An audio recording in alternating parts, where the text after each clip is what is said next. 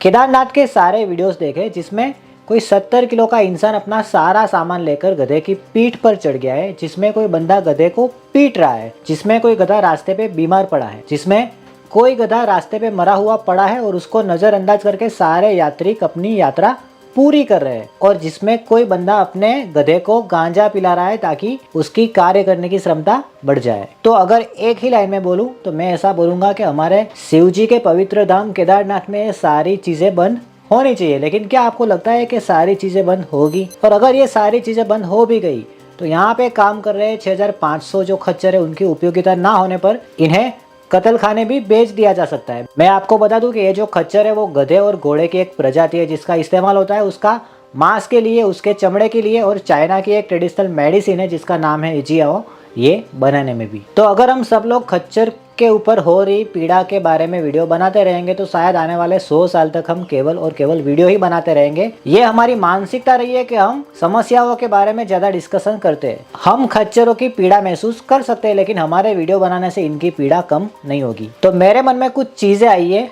कुछ मैनेजमेंट की बातें हैं जिसको हम इम्प्लीमेंट करके ये जो खच्चर की पीड़ा है उसको कुछ हद तक कम कर सकते हैं। केदारनाथ में कुछ 6500 खच्चर काम करते हैं। इनका काम ये है कि जितने भी यात्रिक आते हैं उनको गौरी कुंड से लेके केदारनाथ लेके जाना और उनको फिर से गौरी कुंड नीचे भी लाना। ये जो रास्ता है वो 16 किलोमीटर का है। तो यहाँ पे एक ट्रिप लीगल है, यानी कि नीचे से ऊपर जाना, ऊपर से नीचे आना, उसको एक ट्रिप बोलते हैं। ये जो एक ट्रिप है ये यहाँ पे लीगल है। लेकिन ये जो खच्चर के मालिक है वो अपने खच्चर के पास से दिन में 3 या 4 ट्रिप मरवाते हैं। तो बट ऑब्वियस है यहाँ पे कोई भी खच्चर बीमार होगा उसको थकान लगेगी और उसकी डेथ भी होगी। तो ये जो प्रॉब्लम है उसका समाधान ये है कि यहाँ पे बहुत ही बारीकी से देख रेख हो। ये काम कौन कर सकता है? ये काम वहाँ की कुछ लोकल अथॉरिटी, वहाँ की कुछ लोकल एनजीओस और हाँ एक यात्रिक होने के तौर पर आप खुद कर सकते हो। हमारे महादेव जी बहुत खुश होंगे जब इनके ही धाम में आपने कोई जीव के प्रति करुणा दिखाई। गौरी कुंड से केदारनाथ का जो रास्ता है वो 16 किलोमीटर का है। यहाँ पे हर 2 किलोमीटर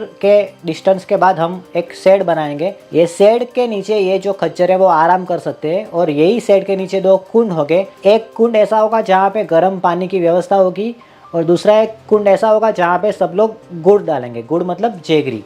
अभी जेगरी ये खच्चर के लिए बहुत ही फायदेमंद है। उनसे क्या बेनिफिट होते हैं वो भी मैं आपको बता रहा हूँ। ये जो जेगरी है उनसे खच्चर को ताकत मिलती है, उनको कैल्शियम मिलता है, आयरन मिलता है और बहुत सारे विटामिन्स भी मिलती है। अगर अगली बार आप केदारनाथ जाते हो तो आपके साथ 1 किलो गुड़ यानी कि जेगरी जरूर लेकर जाए।